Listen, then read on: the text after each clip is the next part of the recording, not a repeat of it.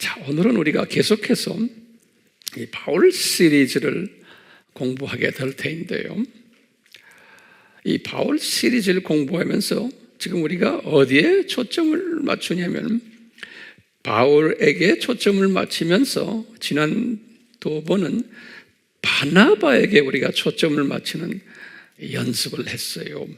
오늘도 마찬가지로 바나바에게 초점을 맞추는 이런 말씀을 서로 나누려고 그래요. 왜냐하면 바나바는 이 사도 바울이 되도록 만든 분이세요. 그러니까 이 바울이라는 이분이 이미 창세 전에 로마 제국 복음화의 일꾼으로 디자인되었다고 하더라도 이분이 이런 일을 하도록 이끄는 일을 스스로 하지 못하게 하셨어요. 하나님이 기름 부으신 정해진 도우미가 꼭 필요하도록 디자인하셨어요. 그렇기 때문에 이 도우미가 바나바예요. 여기서 있는 황 목사도 바울을 비교할 필요는 없지만 바울과 같이 사역을 한다고 가정을 했을 때 하나님께서는 그렇게 예정이 되어도 이 바나바 그룹을 붙여주지 않으시면 이 맡겨진 사역을 할 수가 없어요. 오늘 이런 부분을 우리가 같이 한번 나누려고 그래요. 저는 우리 이 아미 교회가 또 우리 아미의 팀들이 하나같이 바나바의 역할을 하는 복된 자들로 저는 확실히 믿고 있어요. 여러분들 없이는 여기서 있는 황 목사가 각 민족들을 향해서 복음을 전할 수 없어요. 그리고 지금 우리가 하는 모든 사역이 여러분들이 뒤에 없으면 불가능해요. 그러니까 여러분들은 저에게 그럴 거예요. 황 목사님, 어디 우리가 그런 자격이 안 되는데요? 그러지 마세요. 자격이 되기 때문에 이 교회로 여러분들을 부른 거예요. 그래서 이런 부분을 저는 항상 주님 앞에 감사드리면서 오늘 주님이 주시는 이 말씀을 서로 나누려고 그래요. 이 말씀의 오늘 제목이 성령님의 지시로, 사도행전을 보면 항상 성령님께서 지시를 했어요. 그래서 바울을 선교사로 세우는 일을 하도록 했어요. 특히 바나바에게 지시하시고 또 안디옥 교회의 그 팀들이 있어요. 시므온, 예수님의 십자가를 지고 갔던 시므온, 또 루기오, 또 마나엔, 이런 특별한 분들에게 성령님께서 지시하셔가지고 이 바울을 또는 사울을 로마 제국 향한 선교사로 만드는 일에 요분들을 사용하셨어요. 바울은 절대로 혼자서 하지 못해요. 우리가 이제 지난 시간에는 어떤 이야기를 했냐면 항상 제가 전제를 까는 게 예정적 하나님의 주권적 차원에서 이 모든 지금 말씀을 하고 있는 것 기억나시죠? 지난 시간에도 바울이 개종해서 14년이 되어서 온갖 훈련을 받았는데도 특히 선교지에 1차 선교여행을 가가지고 선교지에서 교회 개척도 하고 선교사 경험까지도 한 분이 옛 성품 그대로 가지고 있었던 모습을 우리가 상고했어요. 그래서 이제 바나바도 이렇게 생각했어요. 저 바울이라는 저 양반은 로마 제국을 향해서 복음을 전해야 되는 예정된 하나님의 종인데도 아직도 옛 모습 그대로 가지고 있구나. 저 사람이 라는 것을 바나바가 깨달은 거예요. 그래서 바나바가 지난 시간에 우리가 깨달은 것 중에 하나가 사람은 아무리 사역자라도 아무리 유명한 하나님의 종이라도 쉽게 변하지 않는구나. 연합사역도 잘 하지 못하는구나. 아무리 성직자들이지만 이것이 잘 안 되는구나. 그렇기 때문에 각자가 가지고 있는 자기의 은사극 또는 그 그릇만큼 하나님이 사용하시는구나. 이런 것을 우리가 배웠어요. 그런데 이 바나바가 이것을 깨달은 것은 하루아침에 깨달은 게 아니에요. 바나바는 예수님을 만난 것이 주후 30년이에요. 예루살렘 교회가 개척할 때 120문도가 있었죠. 120명. 그러니까 바나바는 마리아, 자기 여동생이에요. 마리아의 다락방, 거기 때 마가도 있었겠죠. 그러니까 이 마리아 집안의 형제들이에요, 바나바는. 그렇기 때문에 마가의 다락방, 마리아의 다락방 120명이 모였을 때 이미 바나바도 거기에 있었다고 우리는 보는 거예요. 그 말은 뭐냐면 바나바는 최초 기독교인 120명 속에 있었던 분이에요. 예. 이건 오리지널이죠. 그때 주후 30년부터 지금 주후 49년 예루살렘 총회 있을 때까지, 여기 이제 도표를 여러분들이 보시면 아시지만 이 긴 기간 19년 동안 예수님을 섬겼지만 이 바울을 통해서 사람은 쉽게 변하지 않는구나, 연합사역이 잘 안 되는구나를 깨달은 것이 바나바의 입장에서 보면 19년 걸렸어요. 그러니까 바나바는 나름대로 산전수전 다 경험하면서 또 바울과 같이 1차 선교 여행도 같이 다니면서 또 하나님이 특별히 예정되었다는 바울의 모습을 보면서 이게 사람이 변한다는 것은 쉽지 않구나. 이것을 바나바의 입장에서는 몇 년 걸렸어요? 19년 걸렸어요. 제가 이렇게 횟수를 자꾸 이야기하는 것은 우리가 지금 섬기는 이 하나님의 말씀은 역사를 통해서 우리에게 가르쳐 주세요. 성경 말씀은 역사서예요. 그렇기 때문에 역사하면은 연도를 알아야 돼. 시대 배경을 알아야 되고, 이 연도와 시대 배경을 모르고 성경을 해석하거나 가르치는 것은 아주 무지한 거예요. 무지한 방법이. 우리가 소경이 코끼리 다리 만지는 거랑 마찬가지. 그렇기 때문에 제가 여러분들 좋든 안 좋든 칠판에다 항상 연도를 써놓고 연도 가지고 하나님의 말씀을 제가 설명해 드리려고 그러는 거예요. 여러분들도 마찬가지. 가르치실 때 제 말 동의하시죠? 항상 도표를 그리고 지도를 그리고 연도를 그리셔야 돼. 입으로만 하시면 안 돼요. 그럼 효과가 없어요. 네. 자, 한번 이렇게 질문을 던져봐요. 이 바나바를 이렇게 19년 동안 지금 교육시킨 목적이 무엇일까요? 그 목적은 첫 번째가 뭐냐면 예루살렘 팀들하고 바울 팀들하고 로마 제국 복음화를 위해서 연합하게 하는 그 연합 조정관으로 하나님이 이분을 부르셔가지고 훈련시키신 거예요. 굉장히 중요한 개념이죠.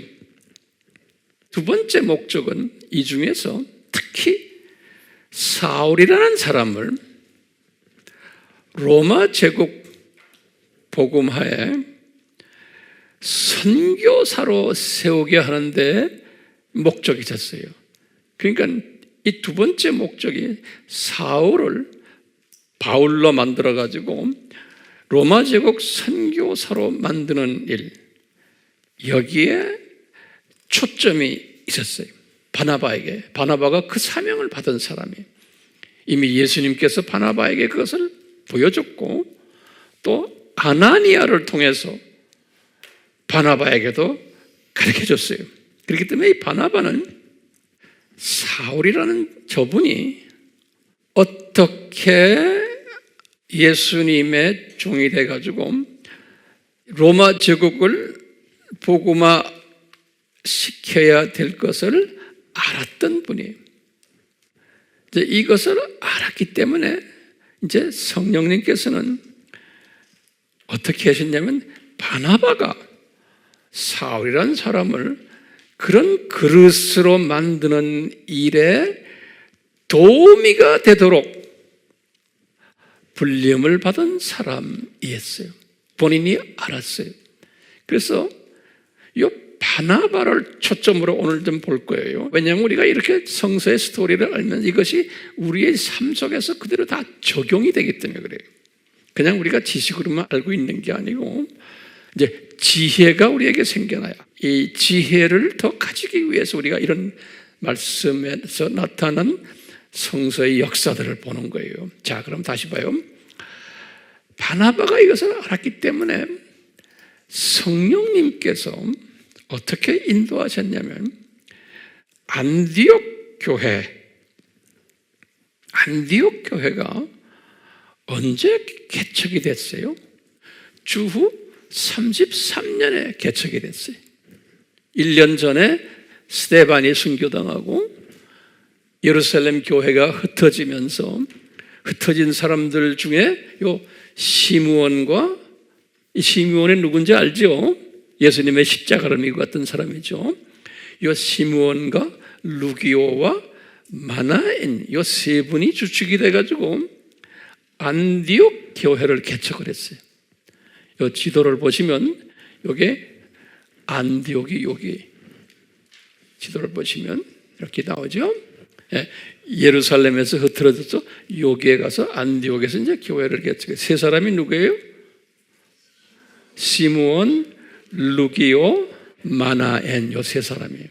근데 이분들이 거기에 있는 요 안디옥에 있는 유대인들을 복음화하는 일, 다시 말하면 자기 교포들 복음화하는 일에다가 플러스 이 지역에 있는 헬라말을 아는 사람들, 다시 말하면 이게 지금 헬라말들 다 했기 때문에 이 당시에 로마 제국에서 헬라말을 아는 사람들에게도 복음을 전했다. 이렇게 성서에 보면 나와요. 그러니까 이 흩어진 사람들이 이 지역에 다 흩어졌거든요. 그런데 대부분의 이 흩어진 유대인들이 예루살렘 교회 출신들이 고작해야 자기 교포들에게만 복음을 전했어요. 우리가 미국에 이민 간 사람들, 카나다, 호주, 유럽에 이민 간 사람들이 고작해야 내 민족에게만 하잖아요. 그렇죠? 이게 성서적이에요. 그런데 그 안에도 특별히 자기 민족이라면 거기에 있는 디아스포라들이에요. 자기 민족. 플러스 그 시티에 있는, 그 지역에 있는 외국인들을 또 복음화하는 일. 이거는 인색했어요. 이 흩어진 사람들이. 그런데 특별히 자기 민족만 하는 게 아니고 그 주변에 있는 외국인들에게도 복음을 전한 교회는 이 안디옥 교회였어요. 안디옥 교회. 그래서 이 안디옥 교회가 유명한 거예요. 우리가 사도행전에서 공부했지만 이 예루살렘 교회도 예루살렘에 있는 자기 민족만 복음 전했지 이 외국인들에게는 복음을 전하지 않았잖아요. 예루살렘 교회가. 우리 사도행전에서 공부했죠. 그렇기 때문에 인위적으로 흐트러 버린 거예요. 성령님께서. 그래서 이분들이 쫙 막 이렇게 하도록 하나님의 뜻에 의해서 흐트를 때 누구를 사용했어요? 바울을 사용하신 거예요. 그러니까 바울이 이미 로마 제국 복음화에 이 당시에도 사용받았던 거예요. 바울이. 자, 근데 이 안디옥 교회 여기는 외국인들까지도 복음을 전했다 그랬어요. 그러면서 사도행전 11장 19절부터 보면 무슨 말씀이 나오냐면, 그런데 이 외국인들이 예수 그리스도를 만나가지고 아주 외국인들이 더 익사이딩 해가지고 복음에 접했다. 그래서 안디옥의 교인의 숫자가 엄청 많아졌다, 이런 이야기가 나와요. 그 교인들은 대부분이 헬라말을 하는 외국인들이었어요. 인터내셔널 처치가 된 거예요. 그래서 안디옥이라는 이름이 그렇게 유명한 거예요. 우리도 그래서 아미가 안디옥이라는 이름 아니에요? 네. 우리가 그 이름을 따가지고 우리도 이 아미 센터가 외국인들 주로 훈련시키는 센터로 우리가 과거 20년 이상을 해왔잖아요. 네. 그냥 한 게 아니거든요. 자, 이런 과정 속에서 예루살렘에 있는 지도자들이 이 소식을 듣고는 이분들이 바나바를 이 안디옥 교회로 파송했어요. 이 파송한 게 언제냐면 지금 요때 요 교회가 개척해가지고 요 45년에, 그러니까 12년 동안 이 교회가 번창했다가 교인이 많아지니까 베드로와 야고보와 요한 이분들이 바나바를 이 교회로 파송했어요. 그래서 바나바가 요 45년에 안디옥 교회에 도착을 한 거예요. 바나바가 도착했는데 참 신기한 게 요 교회를 개척을 했던 시므온, 루기오, 마나엔이 성령님께서 그렇게 하신 거예요. 사도행전은 성령님이 지시하셨다 그랬어요. 성령님이, 얘들아 너희들 이렇게 지금 인터내셔널 교회가 됐는데, 이게 교인도 많아졌는데 너희들 힘으로는 안 된다. 이 바나바를 담임 목사님으로 모셔라, 그런 거예요. 그래서 바나바가 그냥 잠깐 방문 간 분인데 이 안디옥 교회의 담임 목사님이 되신 거예요. 이것은 다 누구를 부르기 위해서예요?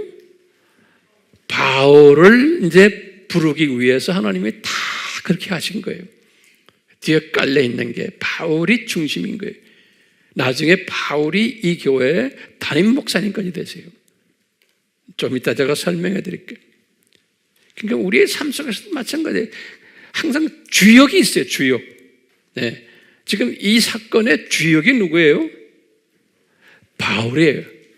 이 바울을 주역을 세우기 위해서 지금 바나바를 저쪽에다 보내는 거예요. 바나바를 보내기 전에 이 주역이 이리 오게 하기 위해서 뭐예요? 이 안디옥 교회가 국제교회가 되도록 한 거예요. 그러니까 항상 우리가 사물을 볼 때 그런 접근 방법으로 보셔야 되는 거예요. 자, 제가 지금 이 연습을 시키는 거예요. 여러분들에게 지금요. 이 사고의 방법을. 예. 그러니까 예를 들어서 오늘날도 지금 뭐 문제들이, 사회 문제들, 뭐 코비드 이런 게 있죠. 이런 것들 이 자체만 보지 마시고 왜 이런 일들을, 어떤 걸 보여주시기 위해서 이런 일들을 벌리시는가, 이걸 보셔야 돼.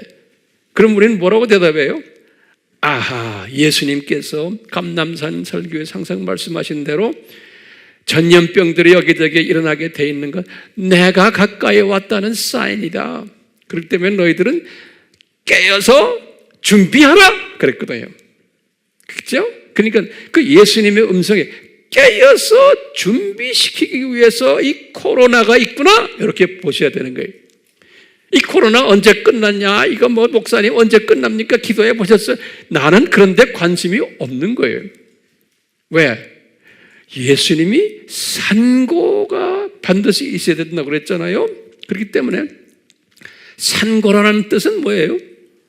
점점 더 나빠지게 되는 게 산거죠. 그렇죠? 예수님이 재림 직전에는 엄청나게 나빠질 거 아니에요. 아픔이 있을 거 아니에요. 그러니까 이 전염병을 통한 이것은 전염병이 앞으로 더 심한 것이 올 거예요, 안 올 거예요? 더 오게 돼 있는 거예요. 저는 그렇게 보는 거예요. 산고신학을 볼 때, 그러니까 우리는 이제는 이런 마스크를 통해서, 이런 것 통해서 이런 삶에 이제는 익숙해져야 되는 거예요. 익숙해지면서 우리는 뭘 생각해?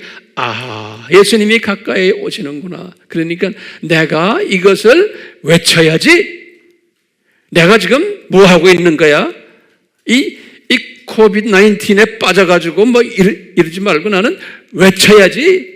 내가 알고 있는 예수님의 복음을 내가 나눠야지. 디지털 선교사 역할을 해야지 하는 여기에 초점이 가야 되는 거예요. 거기에서 초점 잃어버리면 안 되는 거예요. 자, 딱 왔잖아요. 지금 누가 여기 왔어요? 안디옥 교회? 바나바가 온 거예요. 바나바가 딱 왔는데 성령님이 바나바에게 말씀하시는 거예요. 그런데 내가 볼 때는 성령님이 요 세 분, 시므온, 루기오, 마나엔, 요 세 분에게 말씀하셔가지고 바나바를 지도자로 모시게 한 다음에 그 다음에 이제 네 지도자가 나왔죠. 근데 성령님이 이 네 지도자들에게 또 말씀하시는 거예요. 무슨 말씀하셨어요? 지금 여기 우리 안디옥에 뭐라고 말씀하시냐면, 여보시오, 당신들 여기 지금 다소에 7년 동안 있는 사울 이야기 들었지? 너희들 가서 사울을 모시고 오라는 거예요. 사울을 모시고 안디옥에 모시고 와서 동역하라 그러는 거예요. 그래서 이 안디옥 교회가 5명의 지도자로서 이제 시작하는 거예요. 그래서 그 명단이 사도행전 13장 1절에 나오는 거예요. 안디옥 교회에 그러면서 선지자들과 교사들이 있으니 그랬어요. 교사라 그랬어요. 뭐냐면 이 리더들은, 우리가 하나님의 종들은 선지자 역할도 하지만 교사 역할을 하는 게 중요한 게 선생님의 티처들. 그러니까 여러분들도 마찬가지예요. 선지자라는 것은 미리 알고서 이야기해 주는 사람이에요. 그렇죠? 말씀 가르치는 사람들이. 근데 교사라는 게 선생이라는 게 선생. 이분들 선생이었어요. 다 선생. 그렇기 때문에 선생이 되려면 실력이 있어야 되는 거예요. 실력이. 그래서 그분들 명단이 뭐예요? 바나바, 시므온 순서대로, 그 다음에 루기오, 마나엔, 그 다음에 제일 마지막에 사울이더라 그런 거예요. 그러니까 사울이 제일 마지막 전도사로 부임한 거예요. 근데 사울도 전도사부터 시작을 해야 되는 거예요. 오자마자 당회장이 되면 안 되는 거예요. 사람이 받아주질 않아요, 그런 걸. 그러니까 전도사로 세워놓은 거예요. 하나님의 질서에 의해서. 네. 이분들이 이렇게 성령님의 지시에 의해서 이제 전도사가 돼서 1년을 같이 동역을 했다 그랬어요. 여기 보면 1년을, 지금 여기에서 전도사로 부임해가지고 1년을 같이 동역하다가, 그러니까 바울도 목회 경험을 1년 한 거예요. 전도사로서 1년 하고 있는데 성령님이, 그러니까 성령님이 지시를 하셨다 그랬어요. 예. 무슨 지시를 하셨냐? 요 바나바와 바울을 따로 세워라 그랬어요. 따로 세워라 그랬어요. 그냥 이렇게 별도로 세워놔라 그랬어요. 사도행전 13장 2절에 보면요, 성령님이, 그러니까 누구한테 말했겠어요? 요 5명들에게 말씀하신 거예요. 이 5명들에게, 이 지도자들에게 성령님이 따로 세워라 그랬어요. 그러면 이제 우리 질문이 있어요. 성령님이 말씀하셨다. 그런데 이거 잘 적어 놓으세요. 우리가 이제 질문이 있어요. 첫 번째 뭐냐면 성령님이 어떻게 말씀하셨냐, 이 5분들에게. 그러면 몇 가지 가능성이 있어요. 첫 번째는 성령님이 음성으로 들려줄 수 있어요. 그렇죠? 다메섹에서 이 사울이 음성을 들었어요. 예수님의 음성을. 그러니까 음성으로 이 5명에게 다 들릴 수 있게끔 하셨을 수도 있죠. 예? 안 그러면 바나바에게만 할 수도 있고, 안 그러면 나머지 3분들에게도 할 수 있고, 그렇지만 내가 볼 때는 5명 다에게 하셨다라고 보는 게 더 논리적인 것 같아요. 두 번째는 또 어떻게 성령님이 역사하시냐면 꿈이나 환상으로 또 해주셨어요. 사도행전에 이런 일들이 여기저기에서 일어나요. 그렇죠? 세 번째는 또 어떤 가능성이 있냐면 하나님의 사자, 천사가 이들에게 와가지고 말해줄 수도 있어요.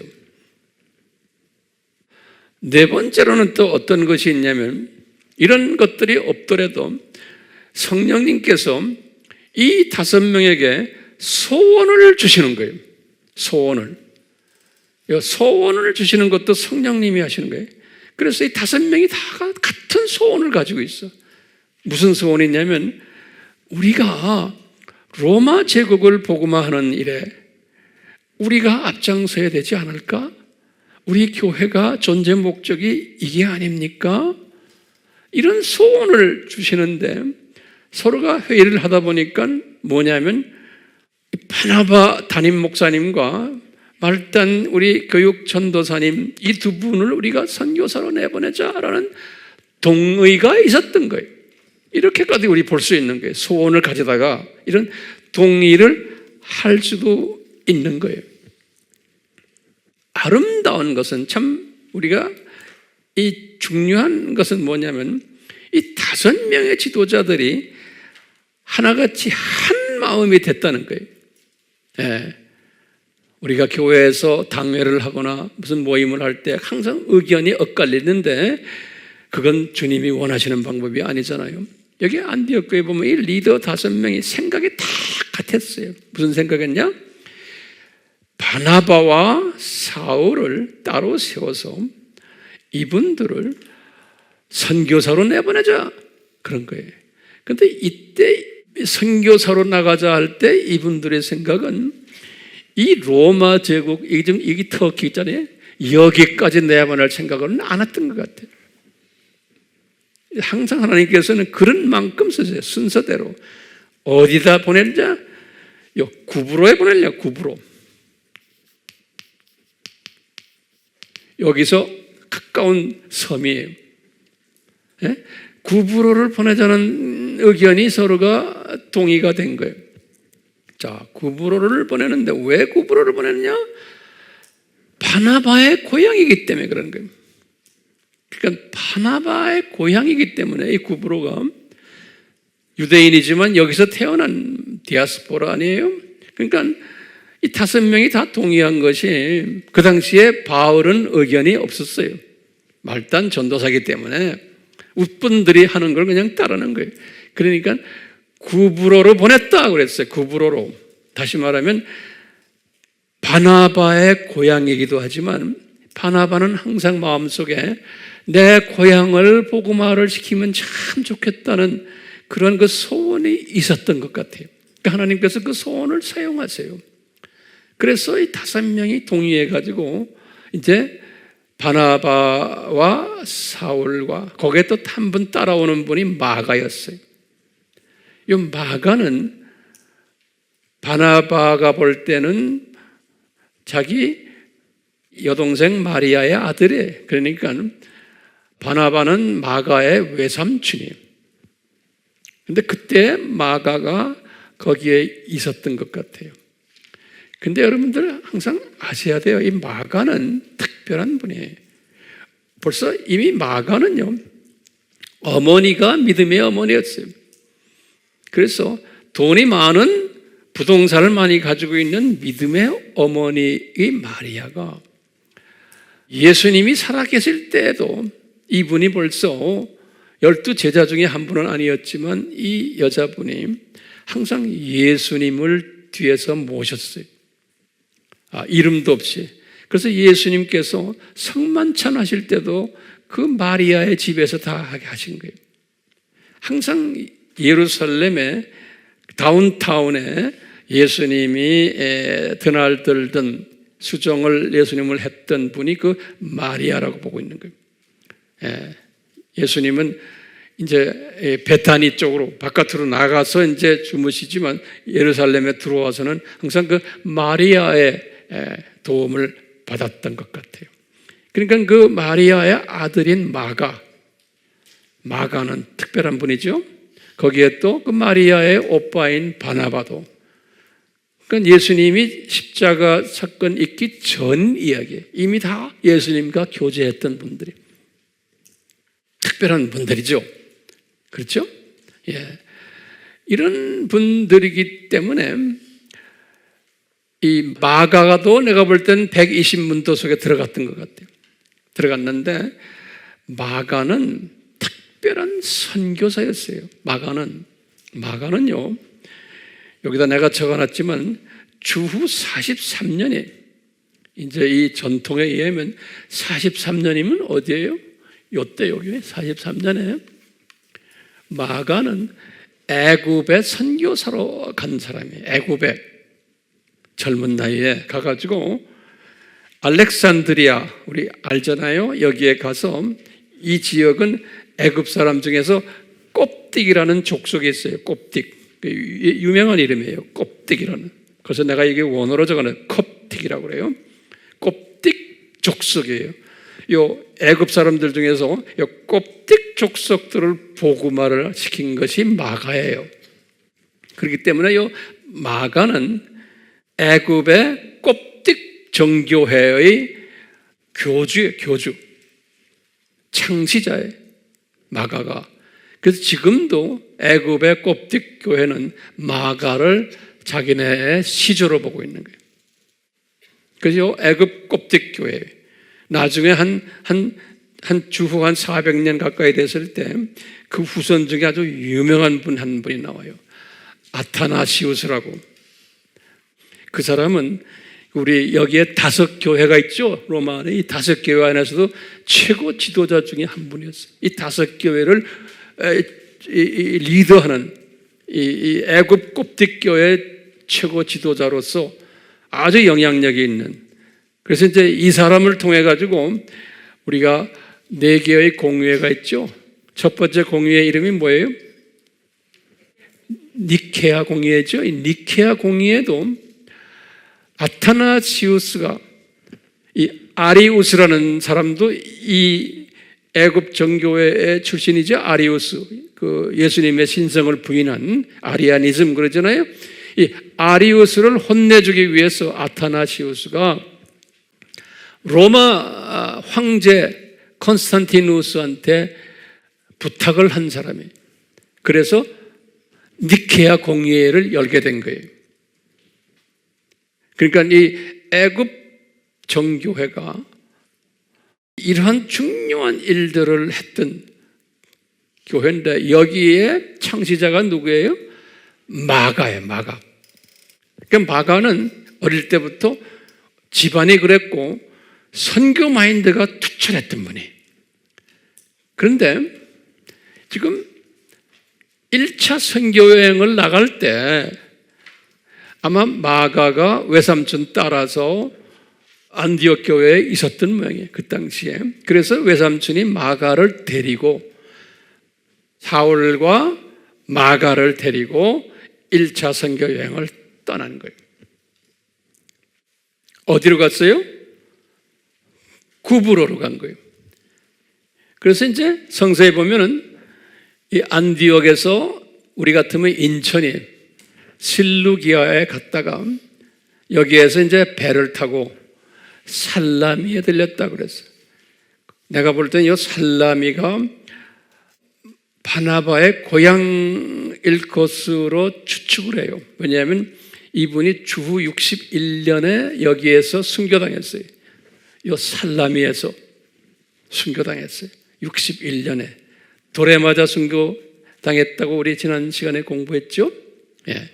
그리고는 살라미에서 이분이 바나바가 이제는 바나바의 생각은 뭐였냐면 이 섬에 총독이 있어요. 총독.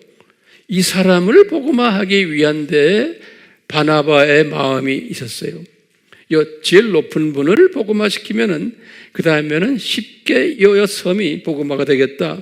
근데 그 총독이 있는 곳이 바보라는 데요. 바보. 파포스라고 그러는데 한국말로는 바보라고 써놨어요. 예. 저 바보로 간 거예요. 누굴 만나라요? 총독을 만나라. 근데 그 총독의 이름이 보면은 유대인이 아닌데 서기오 바울로라고 그래서 서기오 바울로. 세르기아스, 러시아 사람들 이름이 세르기아스라는 이름 많잖아요. 세르기오스 파울로스, 바울을 바울로스라고 해요. 세르기오스 바울로. 이런 사람, 한국말로는 서기오 바울로 그랬어요. 요 총독을 만나러 이제 간 거예요. 여기서부터 이제 여러분들 잘 이 역사적인 배경을 잘 아셔야 돼요. 이 총독 서기오 바울로는 내가 볼 때는 이미 바나바에 대해서 다 알았어요. 왜냐? 바나바가 저 섬 출신이기 때문에, 그리고 이름난 집안 출신이. 그래서 바나바도 그렇지만 그 여동생도 그렇고 그 당시에 그 예루살렘에 부동산도 많았고 부자들이고 또 이제 이 총독이 다 소문 들었을 거예요.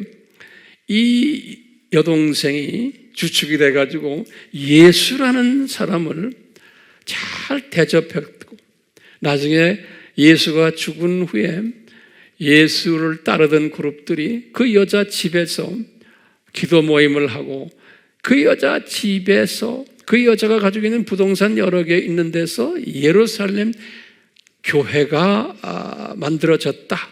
그 새 종교가 저 집안을 통해서 만들어졌다라는 것을 어렴풋이 다 들었다고 보는 거예요. 이거 누가요? 서기오 바울로가.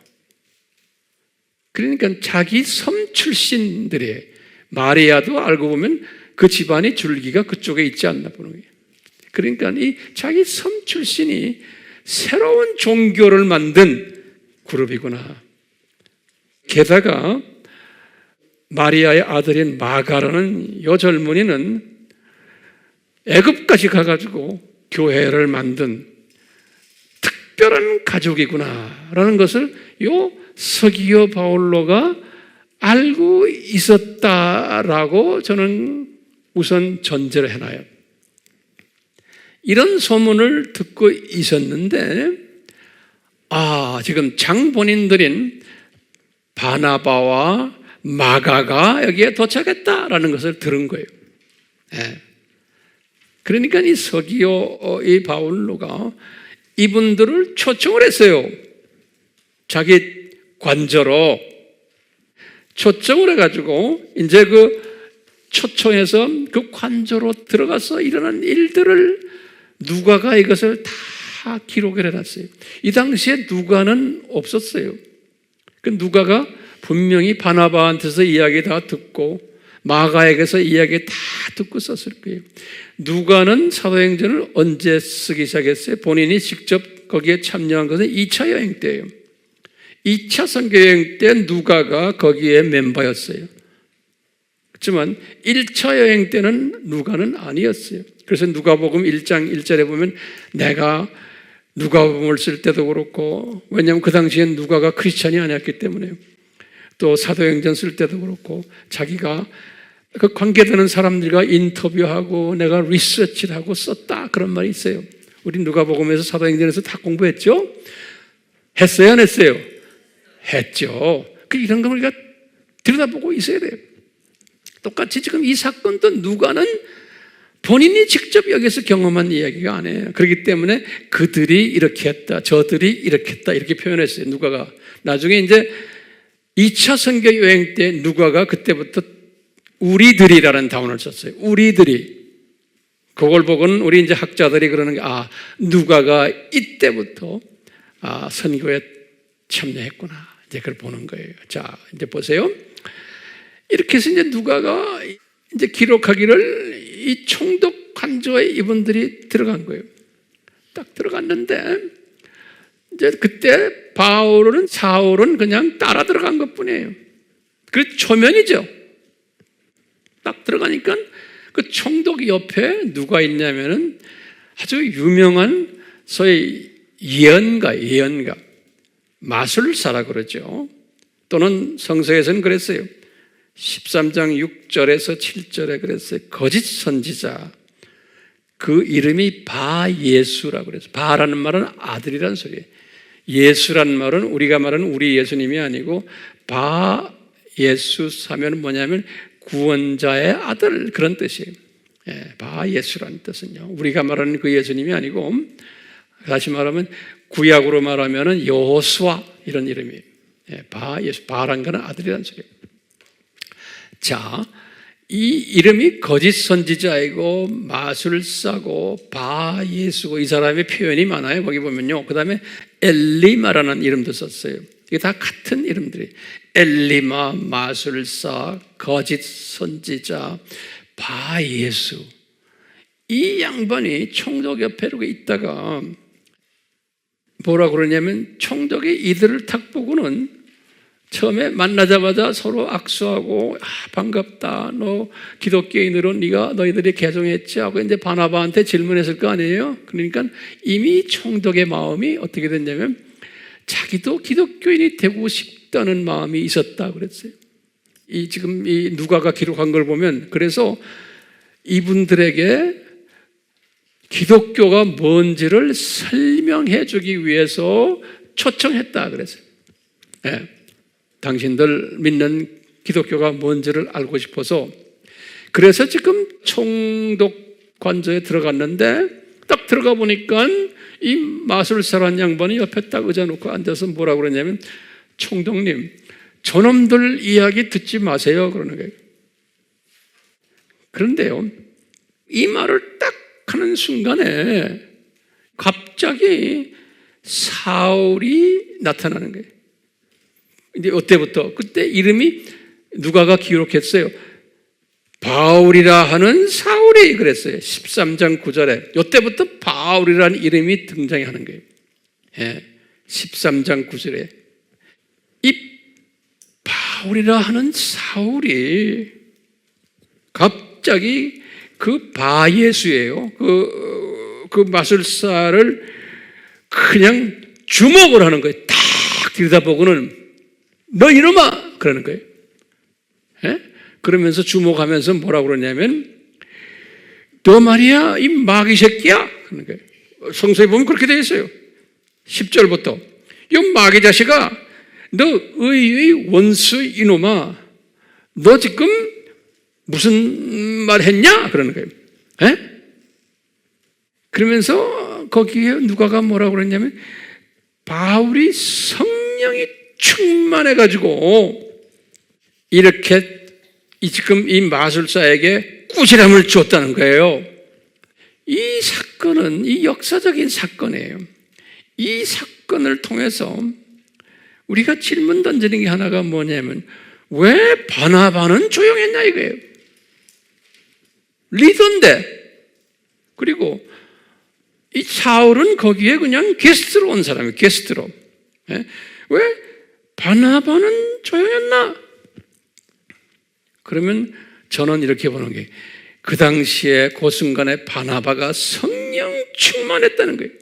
바나바가 성령 충만하면서 바울도 성령 충만했고 두 분이 그러면서 바울은 성령 충만해가지고 말씀을 전했고 바나바는 성령 충만해가지고 성령께서 바나바에게 그러는 거예요.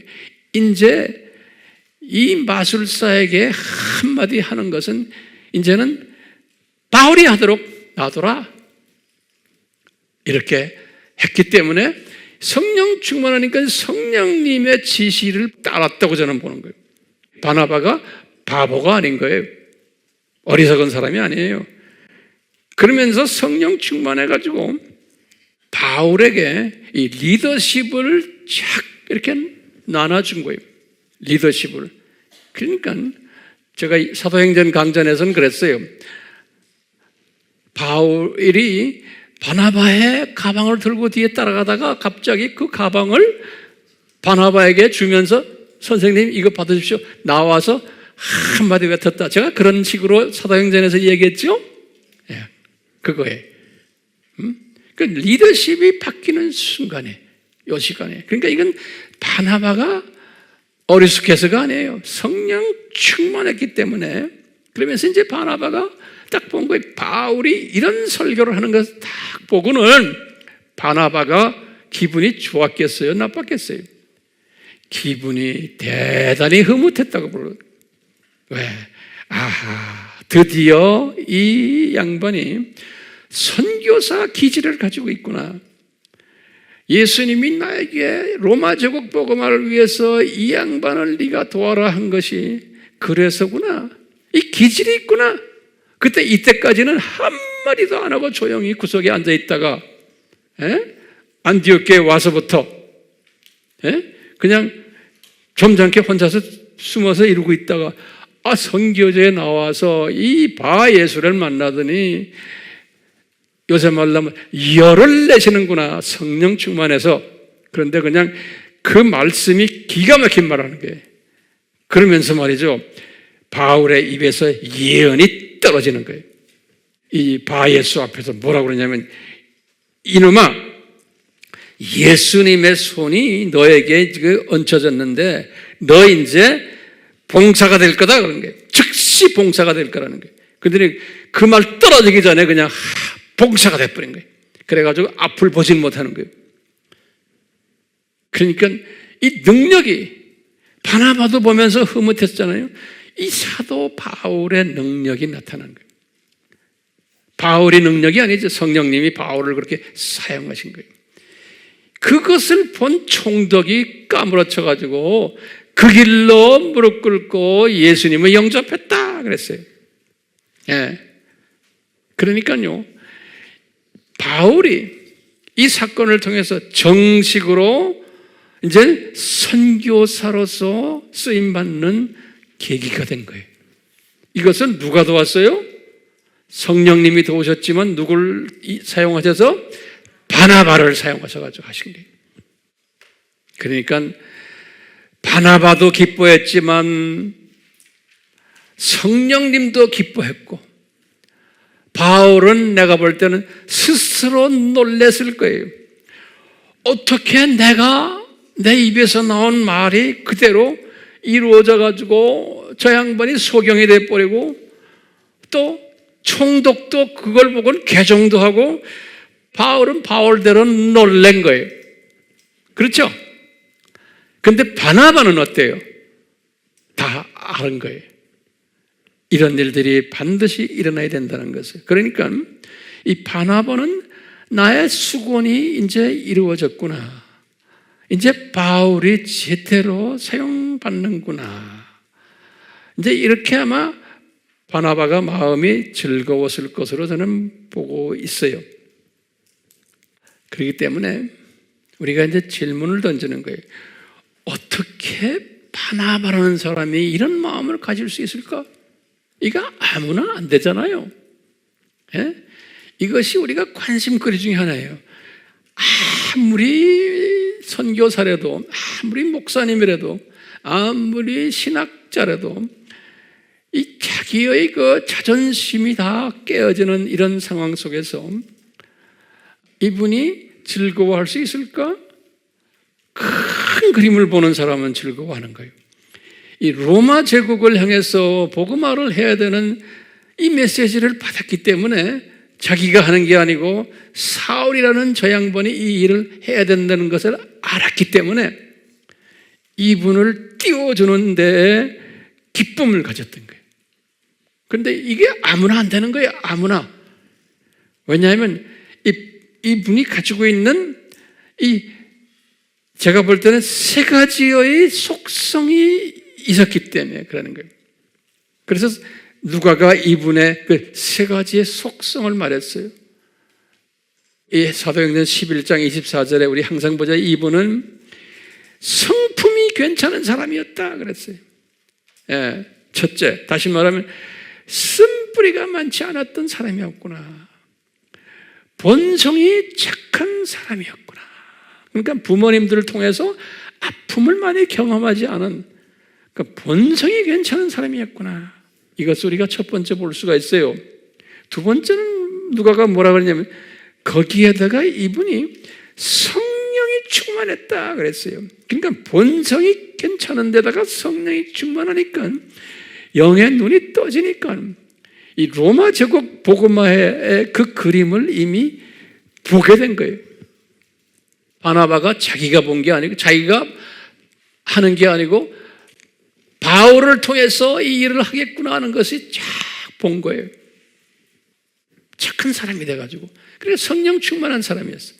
거기다가 믿음이 충만했다 그랬어요. 세 가지 부분을 누가가 말했거든요. 무슨 믿음이에요? 예? 이분이, 바울이 이제 반드시 로마 제국 복음화에 사용받을 것을 아신 거예요. 그 믿음이 있었어요. 믿음이.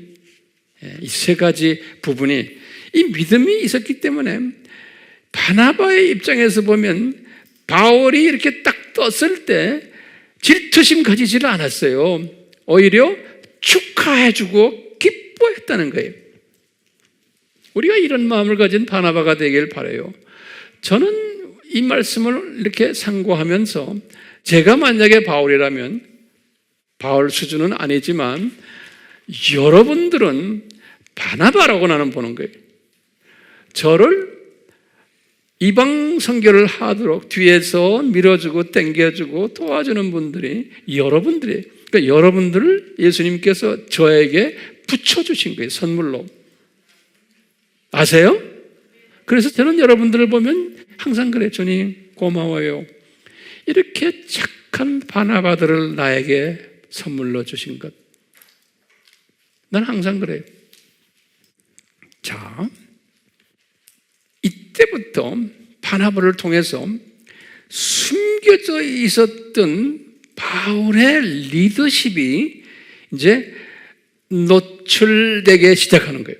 이때부터 숨겨진 이 바울의 리더십이 노출되기 시작한 거예요.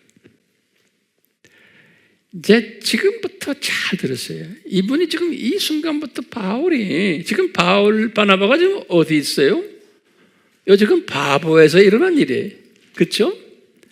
근데 바나바는 생각이 뭐였냐? 마가도 마찬가지고, 이분들이 자기네를 파송했을 때는 구브로까지 가라고 파송한 거예요. 그래서 저들을 구브로로 보냈으니 이렇게 성도에 됐지, 이 대륙으로 가라는 이야기는 없어요. 이 말씀 우리 잘 기억하셔야 돼요. 그런데 바울이 여기에서 리더십을 딱 가진 후에, 여기 바보에서, 예전에 내가 사도행전 말할 때 이런 말 했어요. 바나바가 바보가 된 것이다. 이렇게 쉽게 그냥 메모리하기 위해서, 실은 아니지만 저도 그렇게 해서 메모리했어요. 자, 리더십을 딱 가지자마자 성령님이 바울에게 뭘 보여주시냐면, 바울아, 너 구부로 선교 지금 이렇게 한 거 이걸로 만족하지 말아라 그러는 거예요. 네. 이 구부로 선교는 그냥 시작이다. 너는 대륙 출신 아니냐? 여기 다소 출신이야, 다소. 네? 너는 대륙 출신 아니냐? 어떻게 섬나라 하나 복음화 하는 걸로 만족하느냐? 얘야, 그러지 말고 대륙으로 올라가라. 그랬던 것 같아요. 그러니까 내친 김에 이제 대륙으로 건너가지고 바나바에게 지안한 거예요.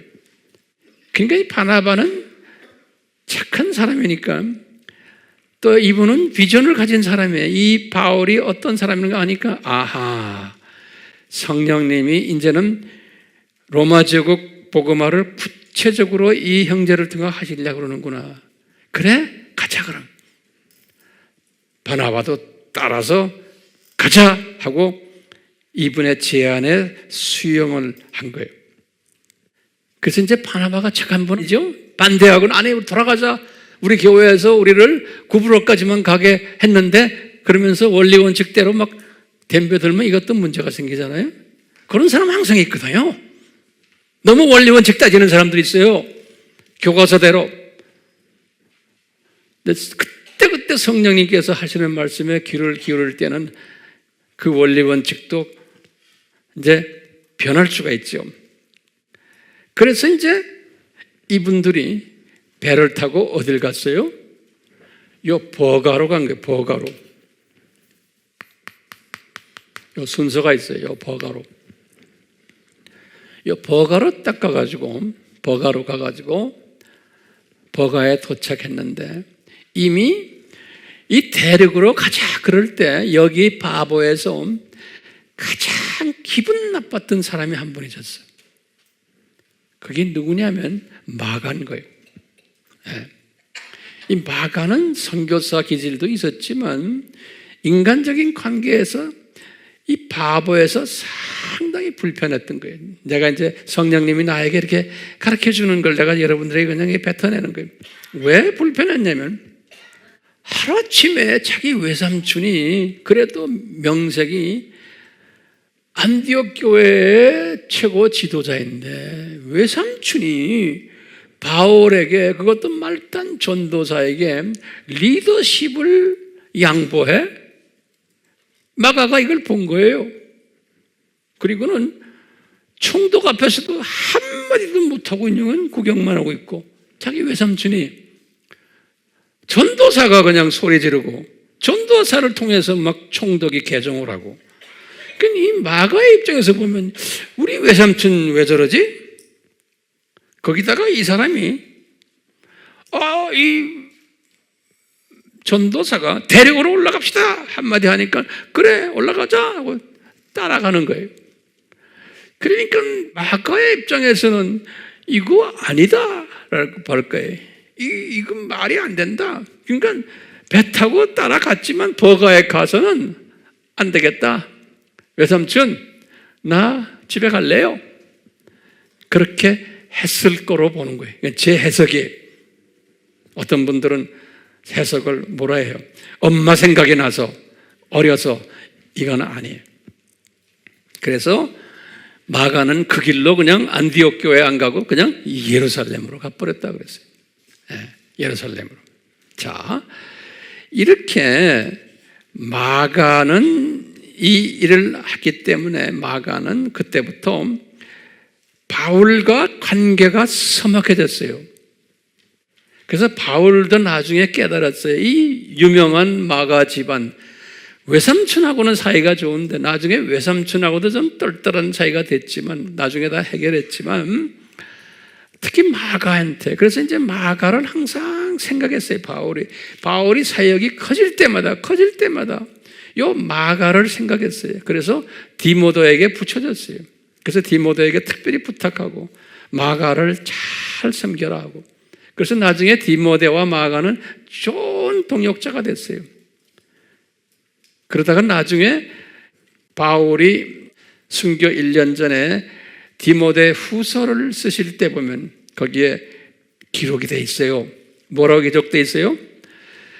4장 11절에 디모데후서 4장 11절에 디모데에게 부탁하는 거예요. 얘야, 너 지금 거기 에베소인데 에베소에 마가도 같이 있지?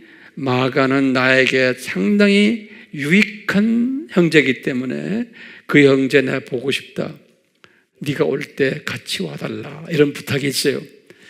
이 성서를 보면 요 하나하나를 보면은 아하, 바울이 항상 요 마가를 생각해 왔었구나 라는 걸 알 수가 있어요.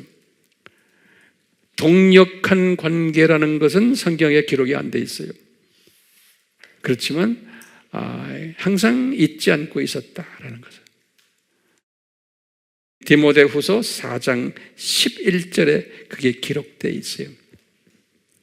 자, 그래서요, 이때부터 보면은요, 요 버가에 딱 도착하자마자 이분들이 제일 먼저 어디로 들어가겠어요?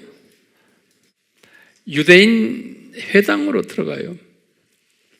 근데 참 누가가요 13장 13절에 13, 13인데 13장 14절에 표현한 게 되게 기가 막힌 표현이 있어요.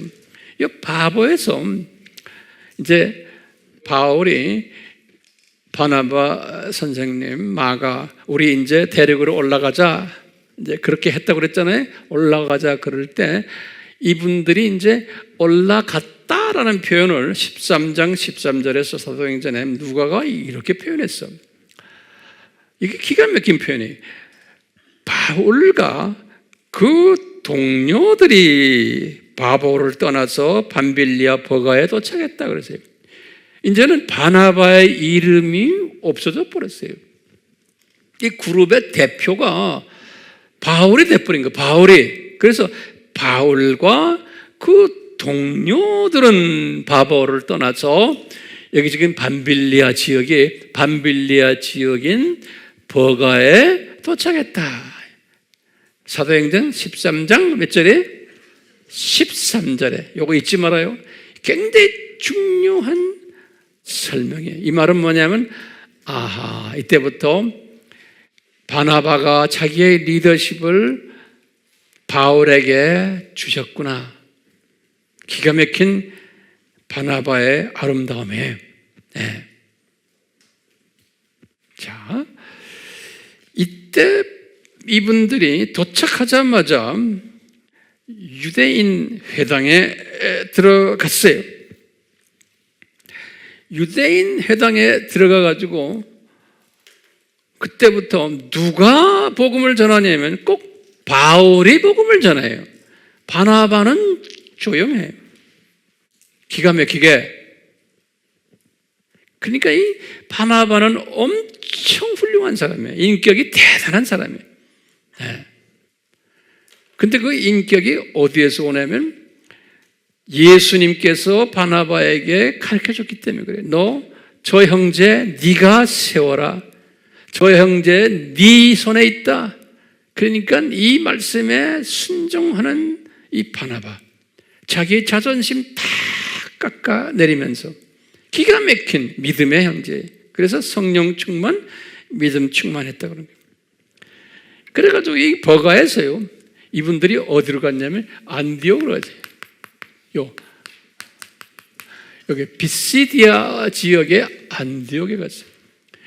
요 안디옥에 도착을 해가지고요, 또 유대인 회당에 들어가가지고 설교를 하는데 13장 16절부터 그 밑으로 보면 뭐가 나오냐면 바울이 설교를 해요. 바울이 이때부터. 그러니까 바나바는 항상 뒤에 그냥 서 도와주는 거예요.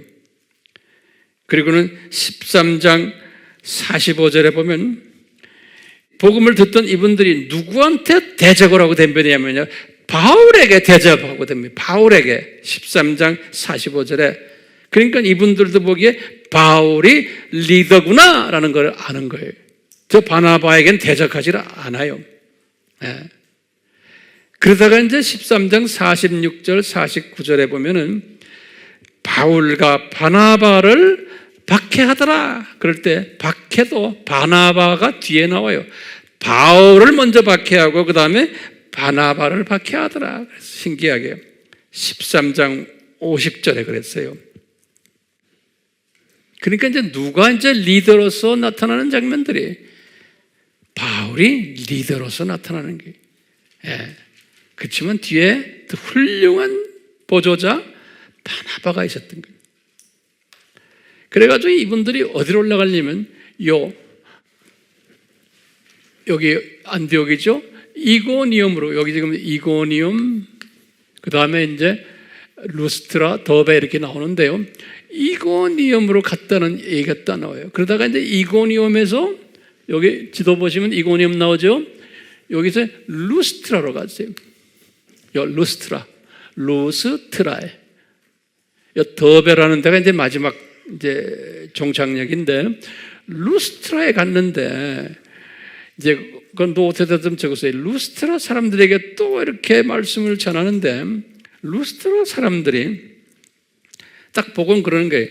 바나바를 보고는 뭐라고 말하냐면 거기 적어서 성경에 나오지만 14장 8절에서 18절에 나와. 나중에 이제 셀 모임할 때 정확히 보세요. 14장 8절에서 18절 이야기예요. 사도행전. 바나바를 딱 보고 그분들이 뭐라고 부르냐면 바나바 저 사람은 주피터다 그러나요. 주피터. 이 주피터란 말은 뭐냐면 로마 신화에서 목성이에요. 목성.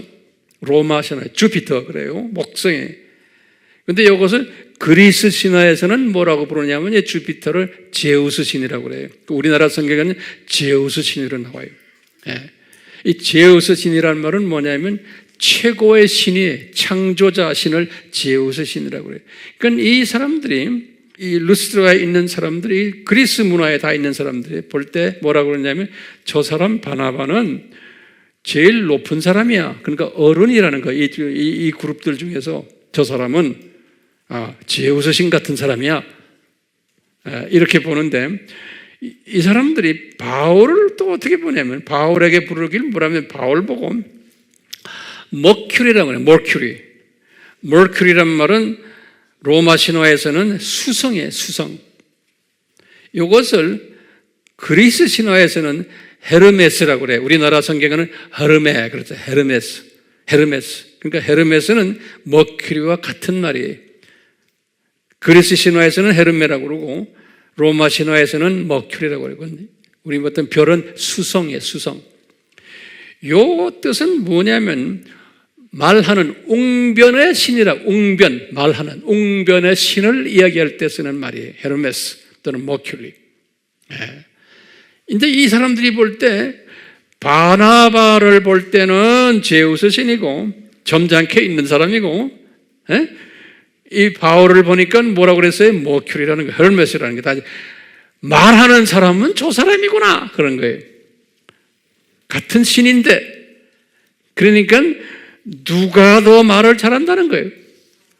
바울이 말을 말하는 사람은 바울이다라는 것을 보여주는 거예요. 성서에서는요. 그리고는 이제 더베를 갔어요. 루스트라에서 더베 가가지고 내가 볼 때는 루스트라 더베 여기에 디모데가 있었던 것 같아요. 그때 디모데를 본 것으로 우리가 짐작해요. 왜냐하면 2차 선교 여행 때 디모데를 데리고 가는 장면이 나와요. 그래서 이때 디모데가 이제 이미 그 부모님들은 예수님을 믿었어요. 어머니나 외할머니. 그래가지고 이미 복음을 갖고 있던데 안디옥으로 이제 와가지고 2차 선교 여행 때 이제 바울 팀으로 이제 들은 이야기가 요때야만 만난 것 같아요. 그래서 우리 알다시피 더베까지 가가지고 이분이 다시 왔던 길을 다시 돌아가요. 돌아가는데 이때는 버가로 안 가고 아탈리아로 왔어요. 왜냐하면 배가 여기서 떠나는 모양이에요. 그래서 아탈리아에서 배를 타고는 안디옥으로 돌아온 것이 1차 선교 여행이에요. 자, 정리됐어요?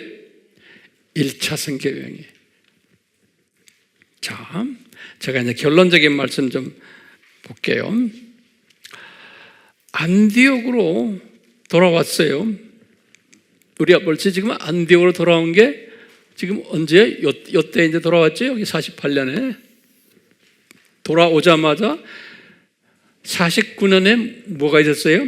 예루살렘 총회가 있은 거예요. 그래서 예루살렘으로 이분들이 바나바와 바울이 예루살렘으로 내려간 거예요. 왜냐하면 예루살렘 총회가 왜 그러냐면 예루살렘에 있는 지도자들에게 여기에 있는 디아스포라 출신들 또 이 교회 출신들, 유대인들이 바울이 한번 휩쓸고 갔잖아요. 바울이 휩쓸고 가면서 여러 가지 바울이 주로 말을 했으니까 바울의 가르치는 신학에 대해서 의문을 제기했어요. 그 의문을 제기한 게 여기에 보고가 됐어요. 그러니까 이제 안디옥에 있는 사람들도 바울에 대해서 막 그냥 문제 제기하고, 여기 있는 사람들도 문제 제기. 당신 선교지 다니면서 뭐라고 가르쳤어? 하고, 다시 말하면 구약의 모든 율법은 이제는 구원의 요건이 안 된다. 이제는 믿음 하나만이다. 은혜로 구원받는다. 그 은혜 복음, 믿음 복음을 전했는데 그게 마음에 안 들었던 거예요. 그래서 이제 예루살렘 총회로 내려간 거 우리 알잖아요. 내려가가지고 이제 신경회를 하다가 성령님이 바울 신학이, 은혜와 믿음 신학이 그게 성서적이다라는 것을 확인을 시켜준 거예요. 예. 그때부터 바울 신학, 은혜 신학이 이제는 자리매김이 된 거예요. 이때 누가 도와주느냐? 바나바가 도와준 거예요. 중간에서. 그래서 성령님께서는 예외 조항도 좀 있었지만 하여튼 이제는 바울 신학을 이제 정식 신학으로 만들어서 그때부터 신약의 모든 이 신학이, 이 구원론 신학이 그때부터 이제 이어지는 거예요.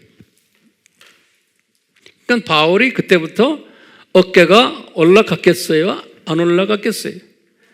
이 사람이 하루아침에 지도자가 됐고, 성서에 보면요, 이 예루살렘 총회가 있고 내려와가지고 15장 30절에 보면 안디옥 교회의 담임 목사님이 바울이 됐어요. 바나바가 담임 목사직까지도 양보한 것을 15장 35절에 보면 나와요. 어떻게 나오는가? 안디옥 교회에 바울과 바나바가 사람들을 섬기면서 말씀을 전했다 그랬어요. 그러니까 안디옥 교회의 지도자 이름의 순서가 바울 이름이 먼저 나오는 거예요. 예전에는 제일 꽁찌에 있었는데. 그 성경 말씀이 재미있어요, 없어요? 무척 재미있는 거예요. 예. 우리가 지금 이 연습을 하는 거예요. 그러니까 이 갔다 이 지도와 이런 게 이거 없이 설명이 됩니까? 안 돼요. 예. 아무리 말 잘해도 이거 없이 설명이 안 되는 거예요. 15장 몇 절이에요? 35절이에요. 안디옥 교회의 지도자 두 분 이름이 나오는데 이분들이 말씀 전하고 가르쳤다 그랬는데 그때 보면 바울과 바나바가 순서가 바뀌어버린 거예요. 그러니까 이제는 바울이 사람이기 때문에 하루아침에 뜬 거예요. 이제 뜨니까 내가 볼 때는 교만기가 좀 많이 들어갔던 것 같아요. 그래가지고 이분이 교만기가 돼서 이제 소위 우리나라 말로 하면 당회장이 된 거예요. 당회장. 예? 그런데 베드로와 야고보와 요한이 요 예루살렘 교회에서 안디옥 교회로 선교여행 갔다 왔었고, 그 다음에 이 지금 총회까지 했으니까, 그 다음에 이제 이분들이 안디옥에 올라왔어요. 여기서 다시 말하면 누구예요? 베드로, 그 다음에 야고보, 요한이, 요 사람들이 이제 안디옥으로 올라갔어요. 안디옥 아마 당회장 됐으니까 축하해 주러 갔는지도 몰라요. 우리 식으로 말하면 이제 안디옥 가서 축하해 주러 갔는지 하여튼 갔는데, 우리 갈라디아서 2장 스토리 우리 지난번에 했죠. 갈라디아 교회에다 편지를 쓸 때 같은 해 뭐라고 써놨냐면, 내가 이 갈라디아라는 건 여기 지금 뭐냐면 이 이고니움, 루스트라, 더베 이걸 남쪽 갈라디아로 보는 거예요. 요거를 남쪽 갈라디아. 예, 그래서 갈라디아서를 남쪽 갈라디아에다가 글 썼다 그러는 거예요. 그래서 이제 이 성서에 보면은 갈라디아서가 언제 쓰여졌나 두 학설이 있어요. 한 학설은 뭐냐면 북쪽 갈라디아 교회에다가 편지를 썼다 해서 갈라디아서를 49년으로 보지 않고 약 한 60년대 플러스 마이너스 훨씬 그 전후로 보는 사람들이 또 있어요. 50 몇 년 이렇게. 근데 저는 그렇게 안 봐요. 맞지가 않아요. 만약에 그걸 북갈라디아 학설이라고 그래요. 근데 나는 무슨 갈라디아 학설이에요? 남갈라디아 학설이. 남갈라디아 학설은 49년인 거예요. 자, 그래서 이 남갈라디아 학설을 썼을 때 바울이 이 안디옥으로 축함하러 올라온 이 베드로와 야고보가 요한과 그 다음에 거기에 지금 또 누구 있어요? 바나바와 이런 사람들을 꾸중하는 이야기가 나와요. 갈라디아서 2장에 기억나시죠? 그러니까 이 바울이 얼마나 교만한 것인가를 우리가 알 수가 있어요. 이 자기의 은인들이고 교계의 지도자들이고 자기가 지금 어쩌다가 이렇게 떴는데 이 교만한 모습을 볼 수가 있어요. 그러니까 이 바울이 한참 더 가야 되는 것을 보게 돼요? 안 보게 돼요? 보게 되죠. 그렇기 때문에요. 바울이라고 해서 다 약점이 없는 게 아니에요. 이 사람도 약점이 많았어요. 아마 죽을 때까지 그런 약점들을 안고서 갔을 것이라고 저는 보고 있어요.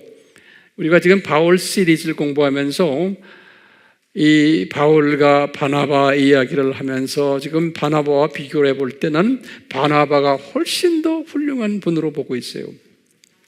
제가 만약에 여러분들 앞에서 여러분들이 바나바들이고 나는 바울이라고 그러면 제가 여러분들보다도 더 부족한 부분들이 훨씬 많은 존재가 돼야 되는 거예요. 그래야지만 여러분들이 나를 도와줄 수가 있어요. 저는 저대로 여러분들을 도와주고 여러분들의 나의 부족함을 또 도와주는 입장에 있어야 돼요. 얼마나 많이 도우세요, 저를요. 서로 도와야 되는 거예요.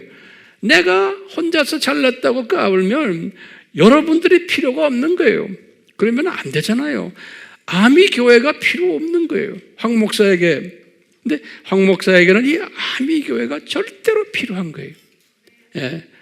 이 부분은 내가 다음 주에 또 설교할 거예요. 그러니까 여러분들은 소중한 바나바들인 거예요.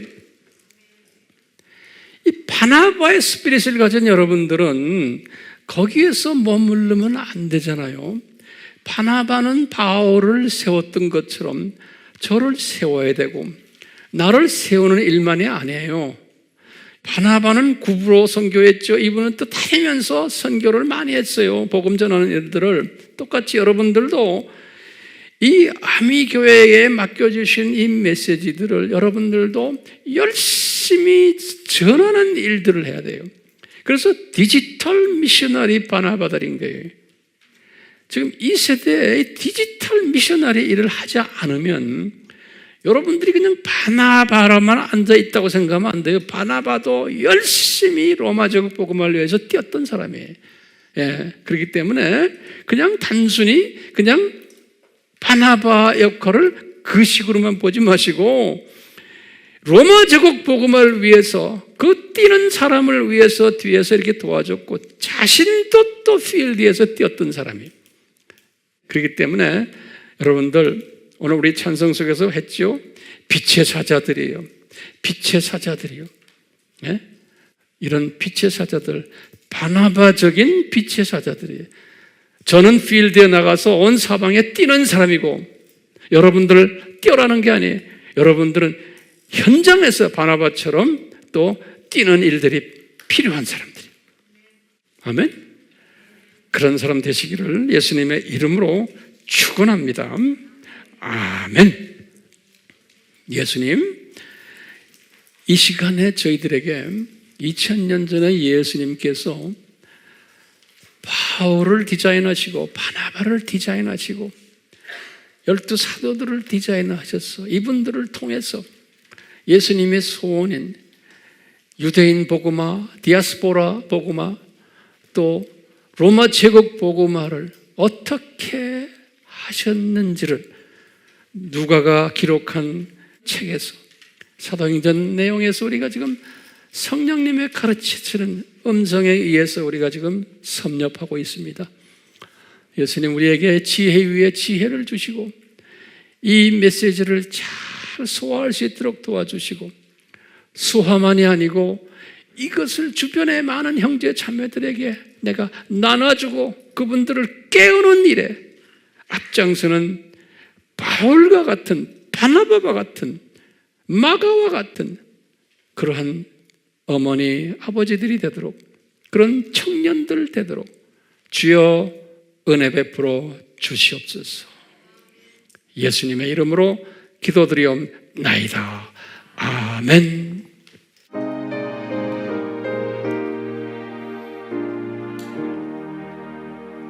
우리가 지금은 나그네 되어도 화려한 천국에 오자나 가리니, 이 세상 있을 때 주 예수 위하여 끝까지 힘써 일하세. 주 내게 부탁하시니 천사도 응모하겠네. 화목해 하라시 우주의 말씀에 온 세상 널리 전하세. 주 예수 말씀이 온 세상 만민들 유한한 죄에서 떠나라 하시니, 이 말씀 듣고서 새 생명 얻으라 이 기쁜 소식 전하세. 주 내게 부탁하시니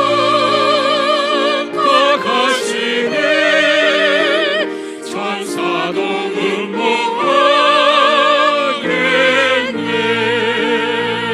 화목해 하라시 구주의 말씀에 온 세상 널리 전하세.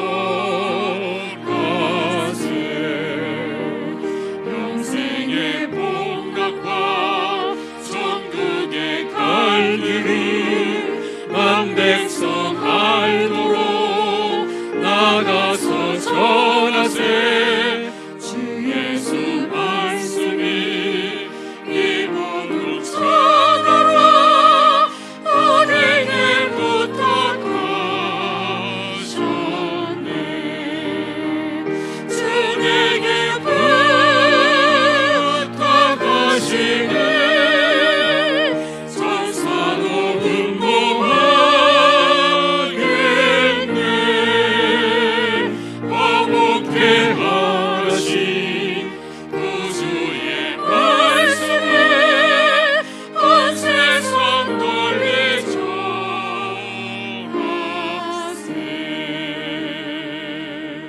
제가 이제 이 말씀을 상고하면서 그 바울의 심정을 한번 생각했어요.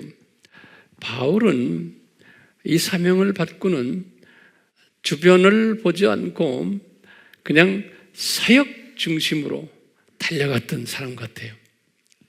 이런 사람들 분명히 있어야 되고, 이런 사람들을 주님이 사용하시지만 이런 사람들이 가지고 있는 약점이 있는 거예요.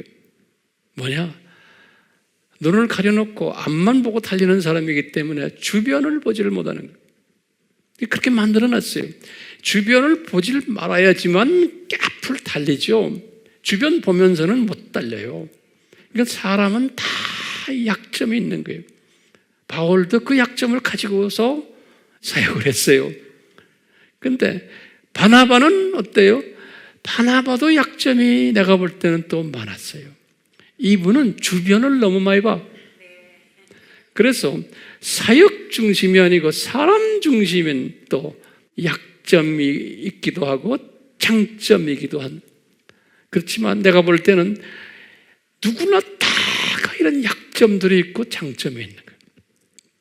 그러니까 우리가 사물을 볼 때, 사람을 볼 때 항상 그런 시각으로 보셔야 돼요. 그게 성령 충만한 사람이에요. 성령 충만한 사람은 양면을 다 보는 사람이에요. 감사한 것은 우리 AMI 교회는 완전하지 않지만 이 양면성을 항상 보면서 주님을 섬기는 사람들이 대부분이 우리 교회 교인들이에요. 그래서 우리 교회는 다툼이 없나요? 다툼이 없어요. 왜냐? 한쪽만 보는 사람은 다투게 돼 있어요. 왜? 다툴 때는 자기가 애꾸인 것을 모르는 거예요. 여기 다 보는 사람은 저 사람 시각이 어느 수준인 거나 볼 수 있는 거예요. 근데 우리 모두는 이 말씀 속에서 항상 이 시각을 양쪽을 다 보는 시각적으로 만들기 위해서 성령님이 이런 말씀을 우리에게 허락하세요. 그러니까 모든 것을 다 이렇게 섭렵하는 바울의 장단점, 바나바의 장단점을 다 보는 그런 이런 사람들을 사용하신 우리 예수님, 위대하신 예수님이시고 창조주이시죠? 아멘. 부부관계도 마찬가지고 자녀들 관계도 마찬가지. 다 마찬가지. 삼위 하나님의 이 가르쳐 주심이 우리에게 떠나지 않기를 축원하옵나이다. 아멘.